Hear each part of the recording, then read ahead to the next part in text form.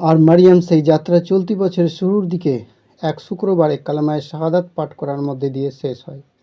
Khaleej time বলছে মারিয়াম এখন ইসলাম সম্পর্কে তার জ্ঞানের গভীরতা আরও বাড়ানোর এবং রমজানের রুটিন মেনে চলার দিকে মনোনিবেশ করছেন। তিনি বলছেন, আমি সেহরির জন্য সময় মতো ঘুম থেকে উঠি এবং সন্ধ্যার সময় অ্যাপার্টমেন্টে ইফতার করি। আমার সেহরিতে শান্ত একটা কোলা বা দই থাকে। সোশ্যাল মিডিয়ায় দেয়া এক পোস্টে মারিয়াম দুবাইতে একজন মুসলিম হিসেবে তার প্রথম রমজান উপভোগ করার বিষয়ে আনন্দ প্রকাশ করেছেন। Welcome my channel. আসসালামু আলাইকুম। আজকে কথা বলবো এক জার্মান তরুণীর ব্যাপারে। জার্মান তরুণী মার্টিনা অবার হলজনার, এখন যিনি পরিচিত মারিয়াম নামে। চলতি বছরের শুরুতে ইসলাম ধর্ম গ্রহণের পর দুবাইয়ে নিজের প্রথম রমজান পালন করেছেন তিনি। ২৬ বছর বয়সী এই তরুণী পবিত্র কোরআনের একটি জার্মান সংস্করণের মাধ্যমে তার নতুন বিশ্বাসের শিক্ষায় বা ইসলামের শান্তি খুঁজে পেয়েছেন। মারিয়ামের সেই গল্প তুলে ধরছে সংবাদ মাধ্যম খালিজ টাইমস। নিজের আধ্যাত্মিক যাত্রার প্রতি আলোকপাত করে পেশায় মার্কেটিং এক্সিকিউটিভ মারিয়াম বলেন, কিশোর বয়সে আমি ইসলামের প্রতি গভীর সংযোগ অনুভব করতাম। খ্রিস্টান পরিবারে বড় হলেও আমি সবসময় ইসলামের শিক্ষার প্রতি আকৃষ্ট ছিলাম। আমি শালীন পোশাক এবং প্রায়ই সিলা মাথার স্কার্ফ পরিধান করতাম। তিনি আরও বলেন, ২০২৪ সালের জানুয়ারিতে আমি দুবাইয়ের একটি ইসলামিক ইনফরমেশন সেন্টারে যাই এবং আনুষ্ঠানিকভাবে কালেমায়ে শাহাদাত পাঠ করি। এর মাধ্যমে আল্লাহর একাত্মবাদে আমার বিশ্বাস এবং মহানবী হজরত মুহাম্মদ সাল্লাল্লাহু আলাইহি সাল্লামকে রসুল হিসেবে গ্রহণ করার ঘোষণা দিয়েছি।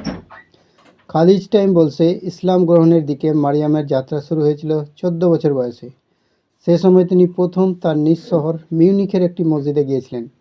সেই কথা স্মরণ করে মারিয়াম বলেছেন, মসজিদে আন্তরিকতা ও উষ্ণতার সঙ্গে অভ্যর্থনা জানানো হয়েছিল এবং তাতে আমি অভিভূত হয়েছিলাম। সেখানে আমি যে সহানুভূতি অনুভব করেছি তা আমার উপর স্থায়ী ছাপ রেখে গেছে। সময়ের সঙ্গে সঙ্গে মারিয়াম নিজেকে মুসলিম বন্ধুবান্ধব এবং পরিচিতদের সঙ্গে আরও যুক্ত করেন। তিনি বলেন, তাদের সম্পর্কে যা আমাকে সবচেয়ে বেশি আকর্ষণ করেছিল তা হলো তার সর্বদা দয়ালু, বন্ধুত্বপূর্ণ এবং সাহায্যকারী মানুষ, যা আমার ইসলাম গ্রহণের অন্যতম প্রধান কারণ। গত বছর দুবাইয়ে চাকরির সুযোগ পান মারিয়াম। সেই চাকরি নিয়ে পরবর্তীতে সন্তুষ্ট হতে না পারলেও মূলত দুবাইয়ে গিয়ে তিনি ইসলামকে আরও গভীরভাবে অধ্যয়ন করার সিদ্ধান্ত নেন বলে জানান। মারিয়াম বলেন, এরপর আমি একজন বন্ধুর কাছে যাই এবং পবিত্র কোরআনের একটা জার্মান অনুবাদ দিতে অনুরোধ করি। ২০২৩ সালের মাঝামাঝি কয়েক সপ্তাহের জন্য ইন্দোনেশিয়ায় গিয়েছিলেন মারিয়াম। সেখানে তিনি নিজেকে ইসলামিক সংস্কৃতিতে নিমজ্জিত করেন। এরপর নিজের পরিবারের সঙ্গে দেখা করতে গত বছর আগস্টে জার্মানিতে ফিরে গেলেও দুবাইয়ে যাওয়ার কথা তার মাথায় গেঁথেছিল। ফলে আবারও দুবাইয়ে চাকরির জন্য আবেদন করতে শুরু করেন মারিয়াম। অবশেষে ভালো সুযোগ পেয়ে যান।